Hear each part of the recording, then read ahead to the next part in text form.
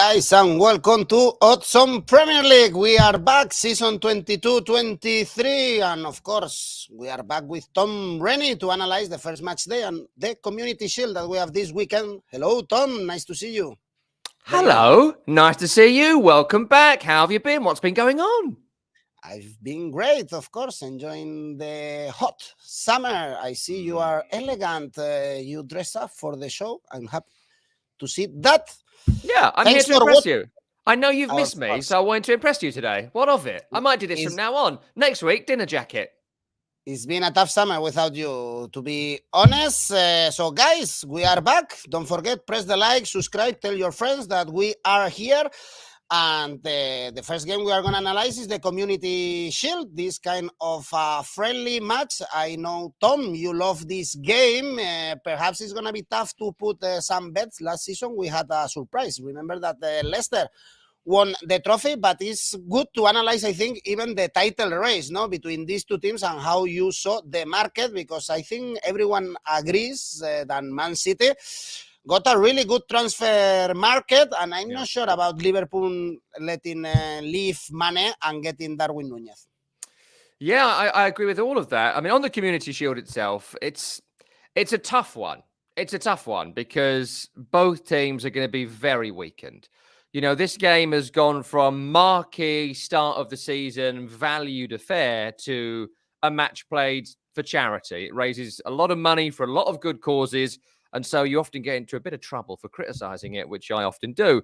The game shouldn't exist. It's a silly game, and they should replace it with something that has value. But I don't see a scenario where that's going to happen anytime soon. So what we have is two teams approaching the end of their pre-season. They've both been on tours internationally around the world, and they are still building up to that new season. They're still building up. So I'd expect massively changed squads. So I'd expect, for example, for Manchester City, Stefan Ortega signed during the summer to be the number 2 goalkeeper to replace Zach Steffen. I expect him to start in goal for Man City. For Liverpool, I'd expect Quivan Kelleher, if fit. I know Alisson's had some fitness issues recently, but even if he's 100%, I'd expect Kelleher. Your second string sort of players to get a few minutes in this game. So that's what I'd expect. All the subs to be used. And with the temperatures we've been having in London recently, the game is at Leicester at the weekend, but the temperature is broadly the same. It's going to be over 30 degrees. So a 30-degree temperature, a pre-season friendly in Leicester this Saturday. I'm not expecting a high-intensity game. If you're looking for bets for this, penalties will be my bet. No goals in 90 minutes. The game will go straight to penalties. And I would suggest that low scoring, under 1.5, 0-0 is my tip for this game. And it goes to penalties. At that point, it's anyone's guess what you want to do. But look, the under all over. Under for shots. Under for saves. Under for goals. Draw. Decided on penalties. In terms of the title race, I think you make a good point, because I think Man City win the league this year by 10 points. I think last year, something we spoke about a lot was the fact that Guardiola was almost testing himself. Can I win the league without a striker? Can I defy every pundit and analyst and former player and do it without a striker? And he did. And I know the Champions League is its own anomaly, but, a freak occurrence knocked them out of the Champions League, right? They were still probably the best team in it across all of the games that were played. And if that game against Real Madrid was played 100 more times, they would win it 99 times. So that was one of those things. But the Premier League, was a bit of a canter. When they got top, they stayed top. There wasn't really that much of a title race, though Liverpool valiantly pushed them hard. And now they've added the most exciting young striker in European football in Erling Haaland. They've added Calvin Phillips, who, what an underrated transfer that is. England's starting number 8 moved to Man City this summer, and no one cares. No one's talking about it. It's a brilliant transfer.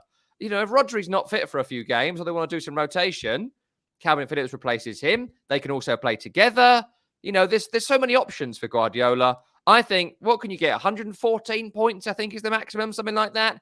I think they get 105 points and win the league. For Liverpool, you mentioned it. The Mane loss, I think, is massive.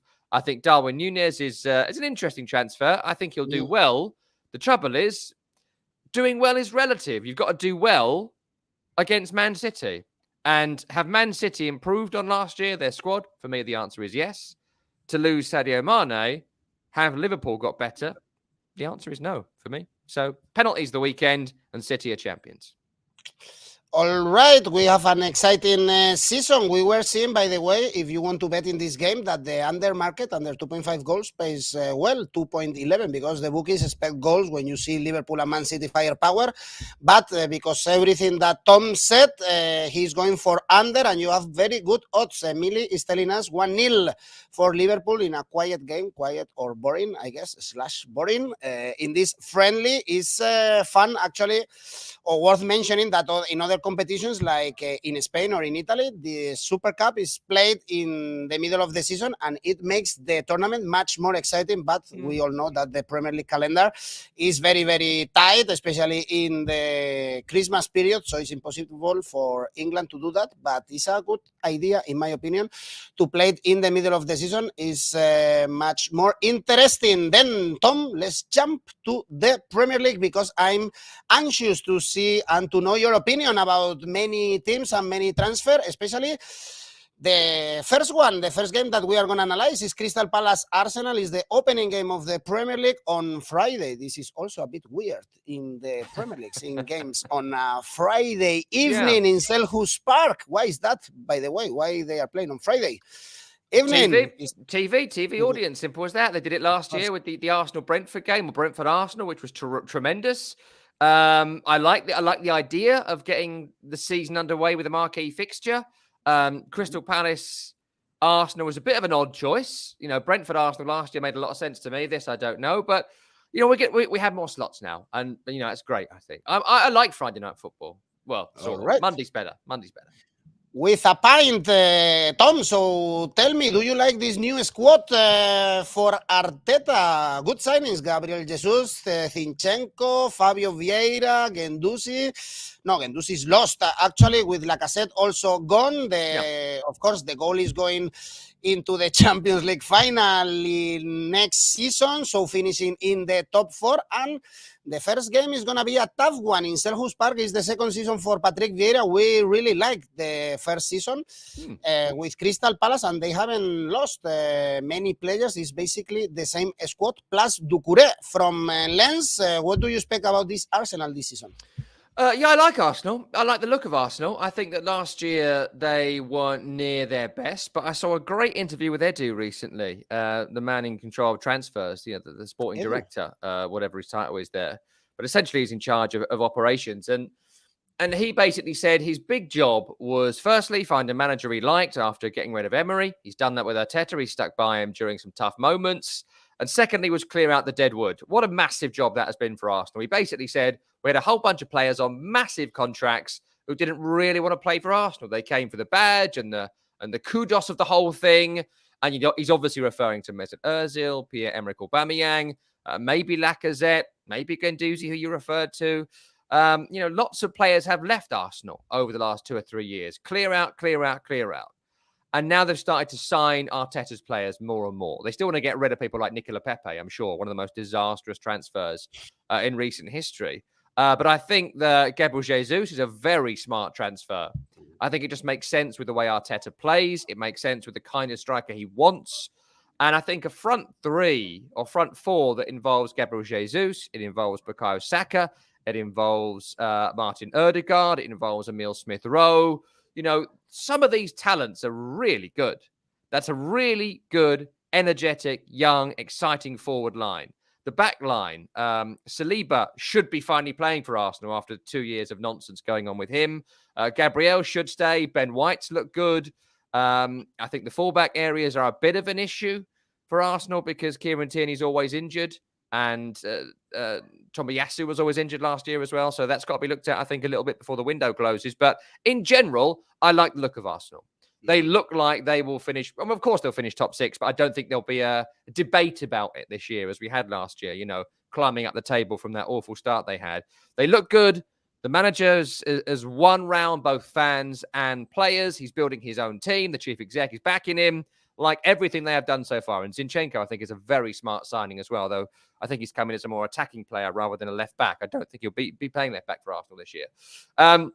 So I like the look of them, and I think they'll battle for fourth, along with the likes of Man United, the likes of Chelsea, the likes of West Ham, one or two others. I think they're going to be looking at fourth this year.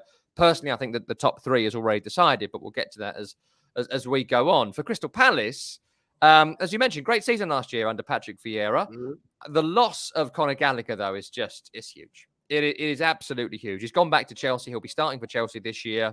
I know he's had some rough moments in pre-season, Gallagher, but he will be starting for Chelsea this year in the Premier League. That's how good he was last year for Crystal Palace. The players they brought in, Chris Richards, Decore, you mentioned from Lens, Sam Johnson as the starting goalkeeper from West Brom. You know, I don't think they've got better. I don't think they've got worse, but I don't think they have got better. I'd still be concerned about finding a centre forward from Edouard, Mateta, Benteke. I think Plonge is how you describe the 19-year-old. I've not heard that name said out loud before, but the 19-year-old striker they've got, who some of the fans think is quite good. You know, I don't think they've improved. And I think it's going to be real difficult for Vieira to keep up that momentum. So in terms of this game, I think you got Arsenal around about 2. I think that's snap your hand off territory. I think that the people will right now be thinking about whether Arsenal have that characteristic soft underbelly. And I can understand that and appreciate that. I don't think they have got that. I think they go to Crystal Palace in an exciting game and win with, I think, maybe them being able to keep Crystal Palace out as well. I think Arsenal win that game without conceding. And I think Arsenal are going to finish 5th or 4th. Don't hold me to it yet. All right, Bon Jobu and Blue Shark are also going for Arsenal to win. You remember, Tom, that last season, actually, Arsenal started really, really bad. They were bottom of the table. I think they lost 3 or 4 games in a row, so they want to start with the right foot. In Selhurst Park, on Saturday, we stay in London, Fulham, Liverpool. Fulham back to the Premier League. Is Premier League Championship. An elevator for Fulham. I really like Craven Cottage with Mitrovic back also to the Premier League. They reinforce the team. They have the money to do it. So now they are facing, of course, Liverpool that you've analyzed. Fulham, in your opinion, can they stay finally and avoid relegation this season? Did you like, or do you like the transfer window that they've made? No, they don't stay up. They don't stay up because they haven't brought in, I don't think, players that improve their squad a great deal. Kevin Mbabu's just coming from Wolfsburg. He's been linked with the Premier League for about 5 years. No one's really wanted him. Andreas Pereira from Man United. Does that excite anyone? I don't think so. And the players they have that keep coming up with them, Tom Kearney, sadly, is not a Premier League quality player. Mitrovic set all sorts of records in the Championship. He's proved repeatedly the Premier League is not for him. I don't know why at this point. He should be scoring 20 goals, 15 goals. You know, Mikel Antonio scored 10 goals in the Premier League. So why can't Mitrovic, a striker, do 10? I don't know. At least this time when he comes up, he's got a manager who likes him in Marco Silva. When Scott Parker was his boss, they obviously didn't get on. He obviously didn't know how to get the best out of Mitrovic. So, look, I think Fulham have made some incremental improvements. You know, I like people like Adara Bayo at centre-half, Tosin. I like Anthony Robinson at full-back. I like Harrison Reed in midfield. I think that Bobby De Cordova-Reid has had some good moments in the Premier League previously. You know, Harry Wilson on the right, I think it's a good player. They're okay, but they're going to be bottom 5 all season long. If they can get off to a good start, and a good start for a team to stay up is going on a crazy run of 6 wins in 10 in the opening weeks of the season. If you get 13 wins, you'll stay up, right? Definitely, you'll stay up. If you get 10 wins and 5 draws, you're going to be borderline. If they can win 5 of the first 10, they'll be in with a shout. Anything less than 5 wins in the opening 10, and I think Fulham are going to be in trouble. I don't see Fulham winning 5 of the opening 10. I don't see them winning at all on the first day of the season.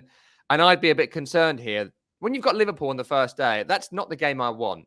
I want to play Fulham if I'm, you know, or Bournemouth or someone like that, or Nottm Forest, because you need to win on the opening day. You've got to get a win in the opening 3. And I just don't see it happening for Fulham. And I think they could get roundly and soundly thrashed here. I can see Darwin Núñez scoring his first couple of Premier League goals.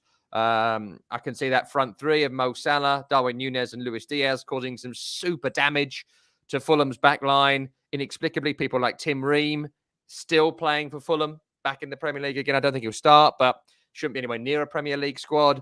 So I think this is going to be a big win. Big win. I'd be looking for at least 3-0 for this one, maybe more. And Fulham's season starts, as it's going to go on, depressing. All right, we can see, for instance, Liverpool to win 3-0. Odds are around 9. Mil is telling us over 2.5 goals. Blue Shark thinks that Fulham will be relegated. Again, actually, I was checking the odds for relegation, and the 3 teams that were promoted are the favorites to go down. And the biggest favorite is Bournemouth, that we are going to talk in a minute, because we have the game Bournemouth Aston Villa. And before this game, actually, Poker Factory is asking you a question that I'm very interested to know your opinion. Do we have a new Norwich in this season? Do we have a team that we should always bet against them? Perhaps Bournemouth, perhaps Fulham, or we are not following this rule this season? Not immediately. I think that after 5 weeks, we can pick one, and I wouldn't be surprised to see that it was Fulham. I wouldn't be surprised to see it was Fulham. But the thing is that Norwich have it in their DNA to get thrashed in the Premier League. And I think Bournemouth and Fulham have previously been interesting in this division in the last decade. So not yet, but if you're going to pick on one, Fulham would be that team. All right, Bournemouth, they are back, as you mentioned, to the Premier League with Scott Parker. They are the biggest favorites to go down. Yeah. Actually, according to the bookies, and the first game is against Aston Villa. I think also a lot of eyes are on Aston Villa because it's the first season with Steven Gerrard in charge of the team, full season with the transfer market, and they had some interesting signings, including Diego Carlos, a very good centre-back from Sevilla. Do you also rate highly this Aston Villa, or you're not very sure? Villa were terrible back end of last season. Some really poor performances. It felt like Steven Gerrard gave them that new manager bounce, and then it sort of petered out. You know, that linked him with the form of Coutinho, who came in, and we were all like, oh, wow, Coutinho, he's replaced Grealish. He's doing it. That's why he was Coutinho once upon a time, the 3rd most expensive player in the world. And it sort of petered out for him as it did for Aston Villa. I think Steven Gerrard needs to have decided now what his best team is, who his best striker is. And I think that we will see in evidence in this opening game of the season what that best team is. Diego Carlos, I'm not sure in terms of a Premier League defender, because I think he's quite slow. I think he's quite slow compared to a Premier League centre-half. And when you're slow in the Premier League at centre-half, you can often get caught out. And so if they try and play a high line, Villa, I don't think you can do that with Diego Carlos. Proof will be in the pudding, but that's my observation on it. And the rest of the signings, Kamara in midfield. Is he better than John McGinn? I don't know. I don't think so. I don't think he's particularly better than John McGinn. I think he's very good. That's not a criticism. I think John McGinn's very, very good. I'm not sure they've improved in that position. I also like Douglas Luiz. So where does he play? What does he do? What does he offer? We will see. So I'm not sure Villa have made particular improvements, but I think they can be improved if Steven Gerrard decides what sort of team they are, what their best formation is. Is it Ings or Watkins up front? And having said that about Diego Carlos, he may well make Tyrone Mings a better defender, because I think Tyrone Mings is one of the most overrated players in the league. As for Bournemouth, they have the lowest value squad of anyone in the Premier League, the lowest value squad of anyone that's come up, the 3 teams that have come up. And what signings have they made? Not great ones, really. Ryan Fredericks has come in from West Ham, perennially injured, better at running than football. And Joe Rothwell from Blackburn, your guess is as good as mine. Up front, Dominic Solanke proved that he can do it in the Championship, but he's not very good in the Premier League. We've seen that previously. Kiefer Moore in the Premier League, you know, basically a big lump striker you hoof it up to and hope he knocks it down to someone. Junior Stanislas, yesterday's man. You know, it's not a strong squad. It isn't a strong squad. What might keep them up, which kept them up for years, is playing at the Vitality, playing at Dean Court. Teams go there, 10, 11,000 fans, and a team like West Ham or Aston Villa or Everton, always around in the Premier League, but if they're having an underwhelming campaign, they might go to Bournemouth on a giddy day, and Bournemouth are able to capitalise on the atmosphere and that close pitch and all that sort of stuff. The only way they do it is nicking results in games like this. But as a gambling man, no way am I going to bet on Bournemouth without having seen them for a couple of weeks. If you're looking at this game, you take Aston Villa every day of the week. The draw market's interesting. By next week, that might go up to 4 on the draw. It's quite nice. Blue Shark is telling us actually Mings is terrible. I agree. One of the rashest and one of the defenders with the worst judgment of anyone in the league. I think he makes the wrong call more often than not. And I think he's the captain, and he should be getting replaced. Never mind captaining the team. But there you go. Steven Gerrard.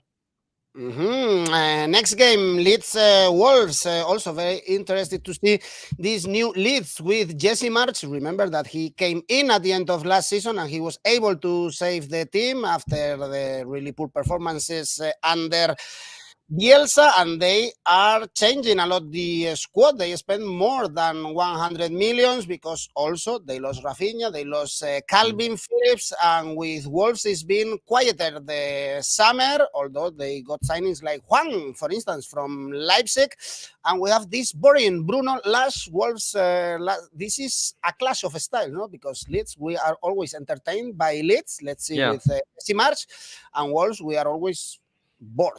I'm bored with Bruno Lage or with Nuno Espirito Santo, or no matter the manager, is a boring team. It's interesting looking at the odds for this one. It's clear the bookies, just like me, couldn't tell you what's going to happen. We've not, because as you say, last year was pretty dismal for both of these two teams. For Leeds, to lose Calvin Phillips and Rafinha, right? Now, I get they spent £100 million, but to lose Calvin Phillips and Rafinha in the same summer, firstly, it's bad management from Leeds United to lose both in the same summer, to lose their best two players. And their best two players, it's not close to the third best. So it's like Calvin Phillips, number one, Rafinha, number two. Huge gap. And then we get someone else, like Jack Harrison or something, right? So massive losses. Cornerstones of this team, especially Phillips, local lad and all that. So that's a massive loss. Aronson, I think, will be a good player. One of the hardest working players in showbiz, Brendan Aronson.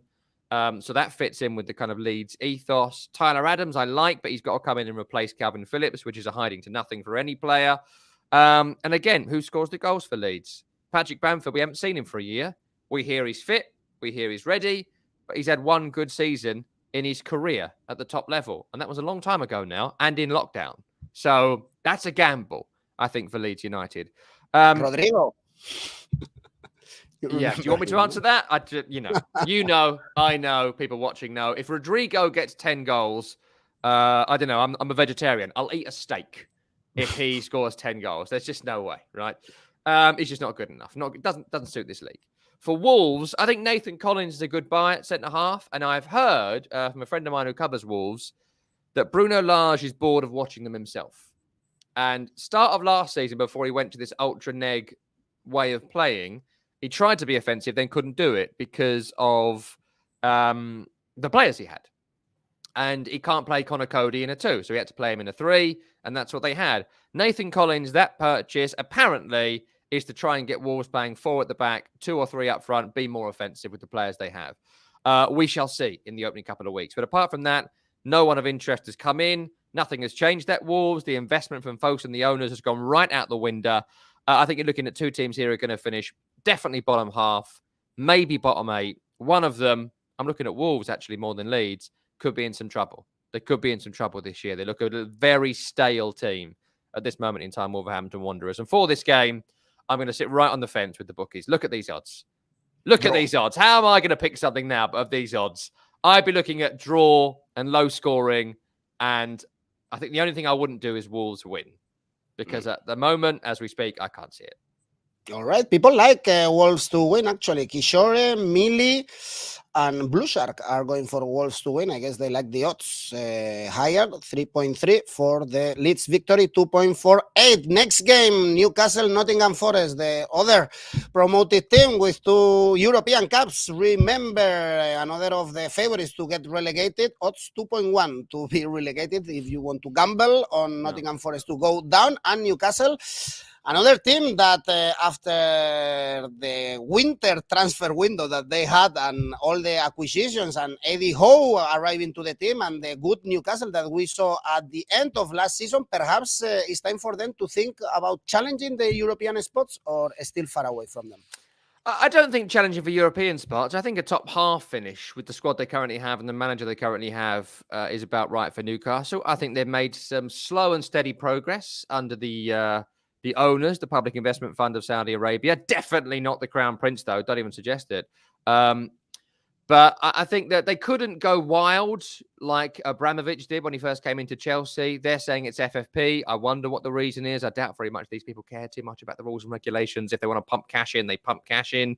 But the players they've brought in are actually, I think, quite smart. Nick Pope is better than the keepers they had, right? Sven Botman is better than the centre-halves they had. And the other players they're being linked with will improve the team. But I think those two already make improvements to the starting 11. Matt Targett coming in permanently makes a lot of sense. And I think that they are a little bit better than they were at the back end of last season. And we should remember, as you say quite rightly, they actually played really good second half of last season. But I think there was a sense of panic. There was a sense of we've got to do something here because they were in serious trouble and got themselves out of it. How they start in a new season where the aims are a bit more vague, that's going to be interesting to see. But I don't think they made massive improvements that maybe we thought they would at this moment in time. Top half finish, some good wins at St. James's Park, 50 points or so. That'll be a brilliant season for Newcastle. I think that's what currently they're aiming for. As for Nottingham Forest, I loved them last year under Steve Cooper in the Championship. They were such a daring team. They went to win every game. They don't go into games to draw them. And so many of their games were thrilling in that way. But since coming up, they lost Jed Spence, gone to Tottenham. Of course, he was on loan from Middlesbrough. I thought he was their best player when I watched them last season. They've lost Bryce Samba in goal, though Dean Henderson's coming to replace him. So we're not going to see the same team as we had last season. And you're looking at people like Jack Colback, who's not Premier League quality. He's going to play in the Premier League this year. He's got to step up. Harry Arter's back of Bournemouth fame. Not too sure about that. The signings they've made are interesting.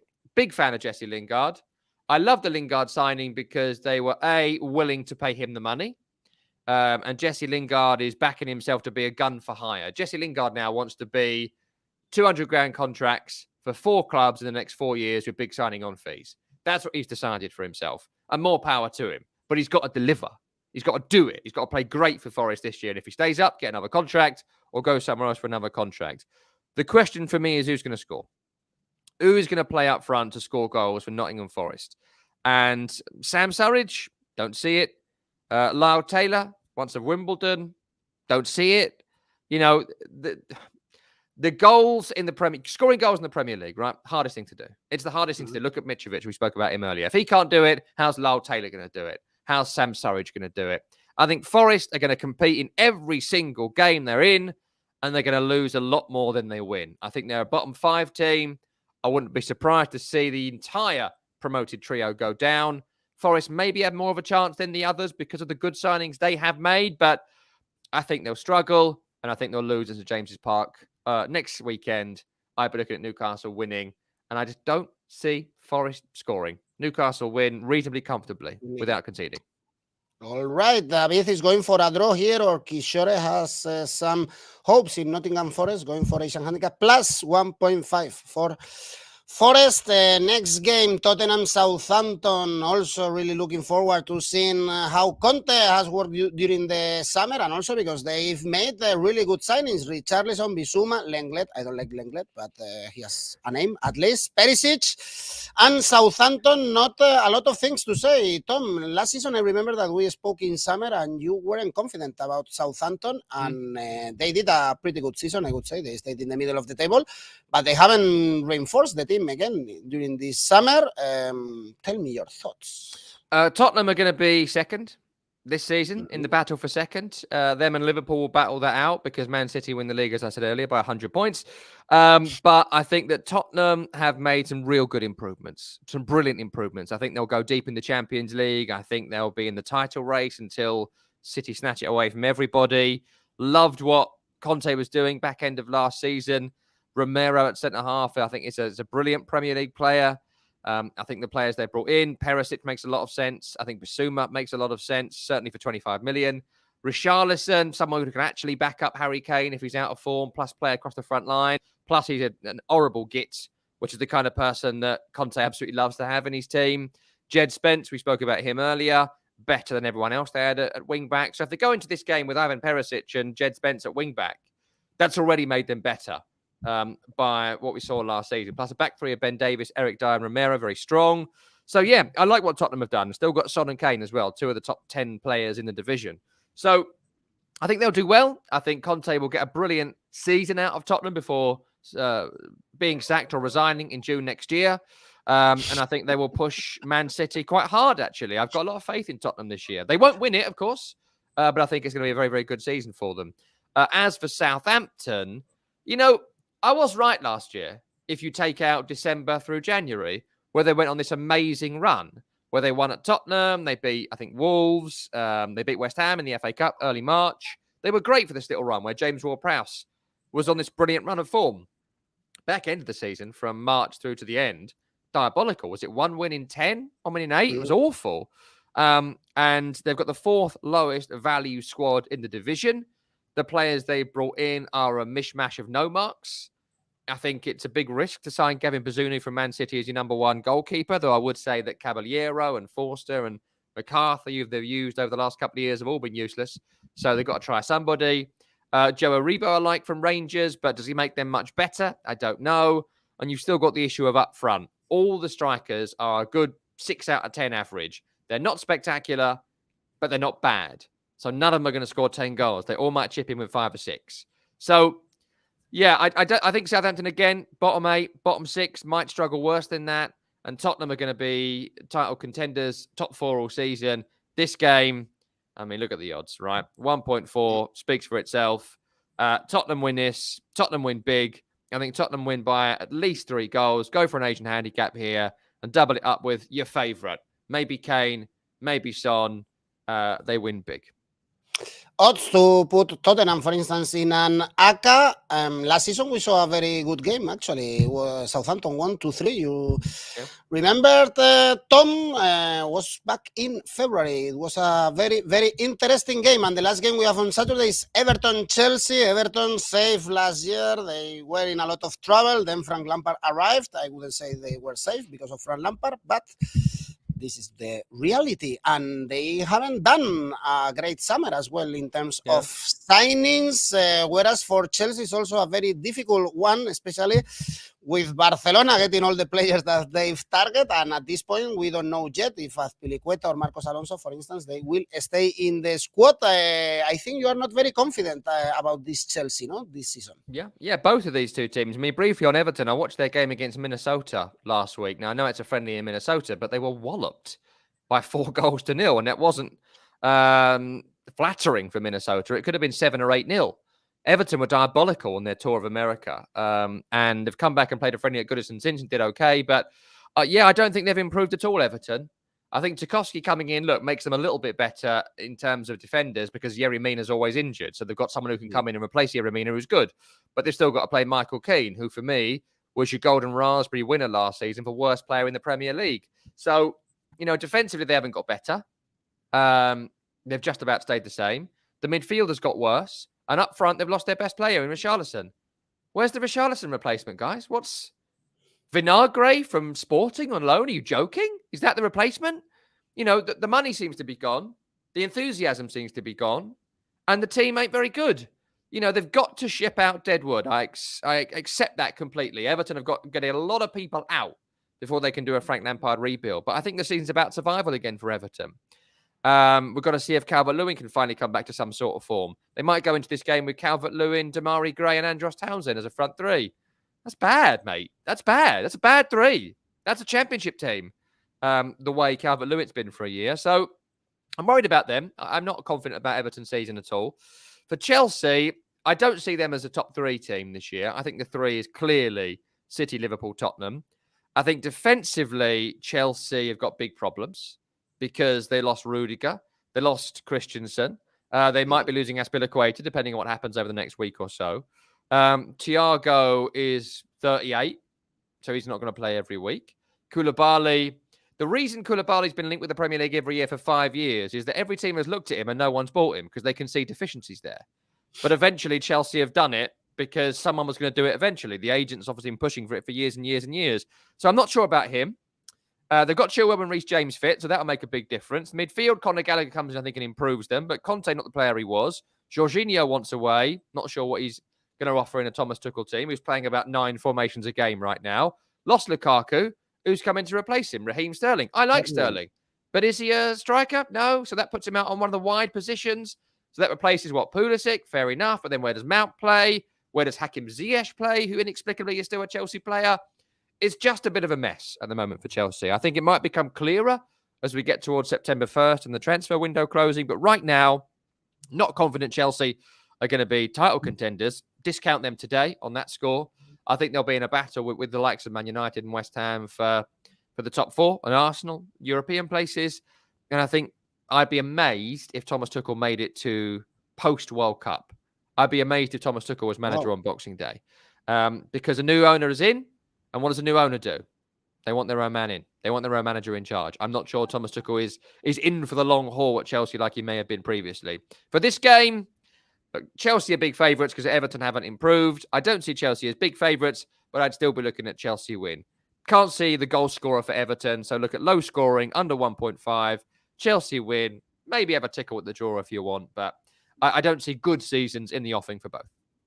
Perhaps there is good money to bet Tuchel to be sacked before Christmas. David is telling us Everton to go down, and I was checking the odds, actually. If you want to bet Everton to go down, odds are 4.5. So not bad odds if you don't trust the Toffees. And then on Sunday, Leicester City, Brentford. I think we all expect much more from Leicester City because basically last season they had all the players injured. So apart from the fact that Vardy is 1 year older, and we know that this is a fact for every one of us, perhaps they are a bit more lucky this season and they have the full squad, whereas for Brentford, same, no? They lost Eriksen, but they've signed a lot of new players and was one of our favorite teams last season. They did really well. Yeah, for Leicester, I think, again, it's about getting Jamie Vardy fit. Last year, he played 20 games and scored 15 Premier League goals. He's still a phenomenon if he's fit. If you get 30 games from him, he'll score 20 goals and they'll have a good season.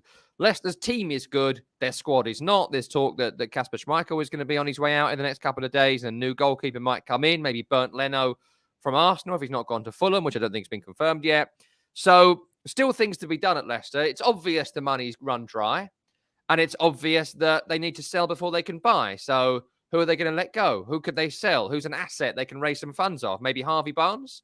Someone like that to Newcastle. That story rumbles on. So there's obviously something not right at Leicester. The rebuild that Brendan Rodgers wanted has not happened. But as you allude to, everybody was injured last year. If they can keep the first team fit, just focus on the Premier League, no Europe this year, forget the Cups as well. That's a top 10 squad. He's a top 10 manager. I wouldn't be wildly worried, but I wouldn't have my expectations too high for Leicester. As for Brentford, last year they took us all by surprise, right? They did. They were brilliant, absolutely brilliant, but they are an up and under team. They're an in-your-face, up and under, lump it to Tony, and when that ran a bit dry, they brought in Eriksen, who brought in just class on the ball at vital moments, and that's why they ended the season so well. The surprise element's gone. Eriksen's gone. I think they'll struggle. I think this is going to be a tough season for Brentford because people know what they're about now. People aren't afraid of Brentford now. You're asking for Ivan Toney to replicate form. You're asking for Brian Mbeumo to make the step up to being Premier League quality regularly, which he threatened to do at times last year but didn't. You're asking Ethan Pinnock to have another great season. Not too sure on him. You're asking the whole defence, really, to still be the quality they were last year. I know Ben Mee's come in, but Ben Mee's just got relegated from Burnley and he's 32. So that wouldn't particularly excite me a great deal. Keane Lewis-Potter from Hull looks good potential, but who knows? Aaron Hickey from Bologna, good player, so I'm told. But again, we don't know about him. So look, Brentford, I think, are going to do exactly the same thing. They're going to battle for every single point this season if these players can be motivated to do it again. But we have seen, mate, some brilliant teams over the years under brilliant managers. You're looking at Hull City, Sheffield United, Ipswich Town. Great first season. Second season, big trouble. Can't buy or win. I can see that at times for Brentford this year. I think it's going to be a scramble for 40 points. And the first 5 weeks, much like Fulham, could be crucial for them. In this game, tough, really. I'd probably pip for Leicester only because 2-1 at home is good.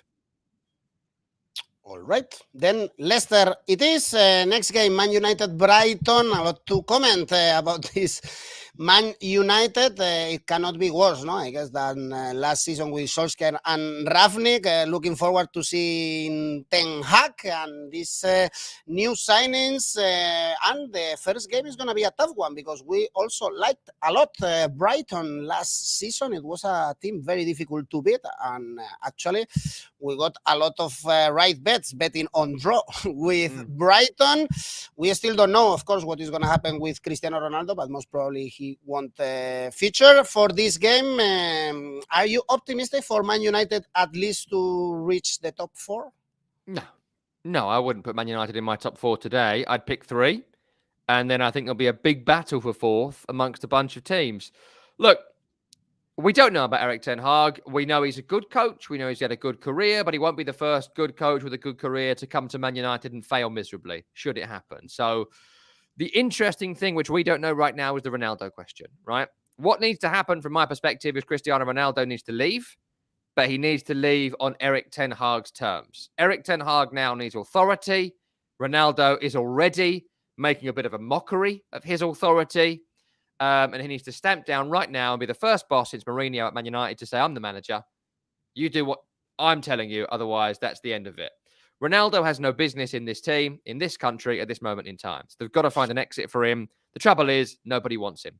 No one wants Ronaldo. No one will pay the wages. No Champions League club who can pay for him would want him. So Ronaldo, to leave, has to find a club who will pay him considerably less, but be in the Champions League. Who that is, who knows at this moment in time. But I don't think he starts this game. He's never trained, as we speak, under Erik Ten Hag. How could he possibly start this game? How could they build a team around him? The trouble then becomes, what do you do then? They're talking about Anthony Martial being the striker. Are we on the crazy pills? No, Eric, no. Now, Erik Ten Hag, if he starts Martial first game of the season, it proves to us that A, he backs himself as a super coach, but B, he's going to fail. Because Martial has proven for years he cannot cut the mustard at Man United regularly in the Premier League. But then who have they brought in? Lisandro Martinez at centre-half is 5'7". West Ham just bought a striker who's 6'5". When they face West Ham have a corner, they send up Zuma, Aguirre, Skamaka, Soucek, and your centre-half's 5 foot what? Good luck. That doesn't make any sense to me. So is he going to be a midfielder to replace Fred? Maybe, but I don't get it. Eriksen is basically a worse Fernandes. So why have you got him? Why do they want him? I don't know. And Malacia might improve them. I don't know him very well. But the signings, I'm not that enthused by. The manager, hopefully he's a super coach. He's going to need to be. They've still got a great squad in terms of overall cost. But does the team work? I'm not sure. And I think that this is going to be a battle to find an identity for an entire year. I wouldn't be that enthused. I think the season for Man United, mate, is the Europa League. Win the Europa League is the answer to Man United season. Forget the Premier League, forget the other cups. Win the Europa League because their squad for the Europa League it should win it. Even this weird mismatch should win the Europa League. So I think that they have got to go all in on that. As for Brighton, they've lost their best player in Bissouma. They haven't made any particular improvements in terms of their playing squad. You know, it's always the same with Brighton. You don't know the players till they do something. Julio and Cisco, I hear, might be all right, but I've never seen him. A lot of outgoings, not particularly good incomings. I think they will struggle. I think they won't have the same season they had last year. And I think Man United will win this game. I think they'll win it reasonably comfortably. But I would be looking at draw at half-time. Man United come on strong in the second half and score a couple of goals. Across the season, top 6, bottom 6. We were seeing right now the head-to-head, and I remember as well the 4-0 that Brighton got in their last game. And actually, the odds for Man United to win, we always see Man United very short when they are playing, especially at home. And now it's 1.6, which is not that bad, considering that they are playing Brighton. And the last game, the best for the end, West Ham. Man City, your West Ham, you were mentioning, of course, Skamaka, one of the signings of this summer, a great addition.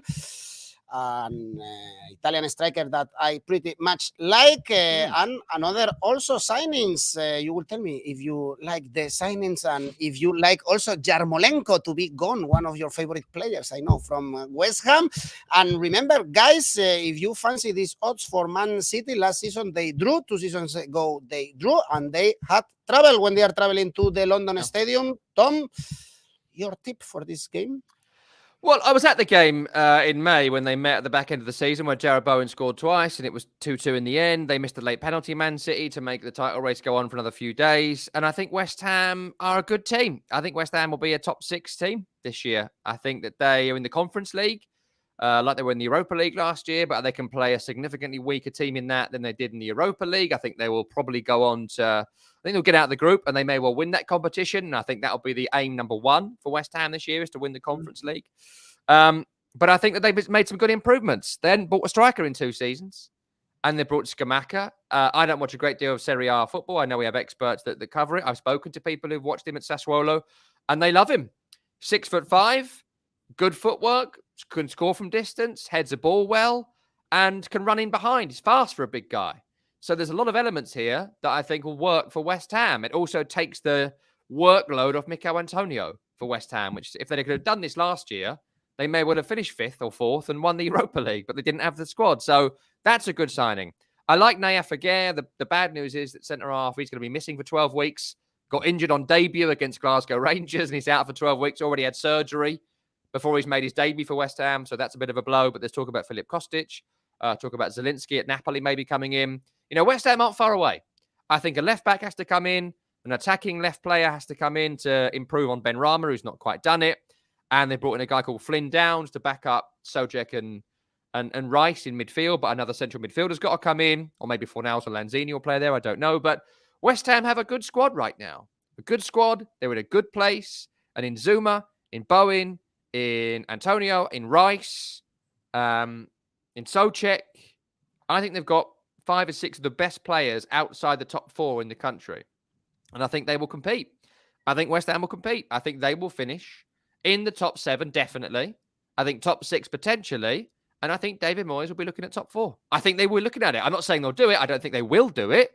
But I think there'll be a really interesting battle this year between Chelsea, Manchester United, Arsenal, and West Ham for European football, as we saw last year.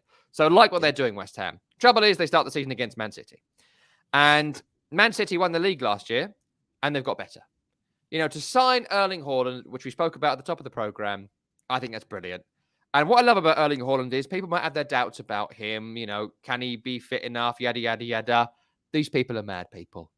Because Man City create 40 chances a game. And he will take every other chance that comes his way. He's young, he's hungry, he's clinical, and he's also just brilliantly arrogant. Right? He seems like a real bastard. And I love that about Erling Haaland, right? I love it about him. And even when he was interviewed this week about Jack Grealish, he was like, yeah, he's got to get better. Nice guy. Got to get better, though. Brilliant. I think he'll make everyone better. I think he'll score 25 goals in the Premier League minimum. And I think Calvin Phillips is low-key one of the best signings of the entire summer in midfield. I think he's fantastic. Ortega's a better sub-keeper than Zach Steffen, who was useless. So, look, everything's got better. They're selling people on their own terms. Goodbye to Sterling. Goodbye to Jesus. They're even coming out of this window currently in profit. I mean, they're just doing it well right now, Man City, from their perspective. They win the league. They win this game. The only bet I'm willing to make right now is that Erling Haaland scores.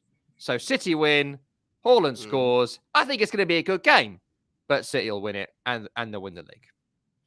Kishore is going for both teams to score and over 2.5 goals. Luwan is telling us Man City to win 3-0. A very good game to end this match day. Wow, we have a lot of information. Tom, always very nice to know, of course, your opinion and your analysis about the Premier League teams, the transfer window. And now We've added one thing, guys. Tell us if you like it, because some people were asking us for a safe bet. It's never safe, but something that we can trust. And we are going to make an international ACCA with all the shows we have together. We will put it in our social media, so follow us on Twitter, Instagram, or whatever, and you will see our international ACCA every single week. And your preferred bet for this match day is, Tom Rennie? A bet as safe as can be. Liverpool beat Fulham. All right. And of course, we will do as well a Premier League ACCA, which is? Pretty simple trio, but I feel confident in all three. Liverpool, Fulham goes in, Tottenham win, and Man City squeak past West Ham. Liverpool, Tottenham, City, treble. It's only 3-1, but what do you want from me? It's week 1. We will not get rich with this ACCA, but perhaps we can buy us some pints to enjoy this summer and get the heat wave away. Why not? So thank you, Tom. Nice to see you again. And thanks everyone for being with us one season more. Tell your friends so we can grow. Bye-bye.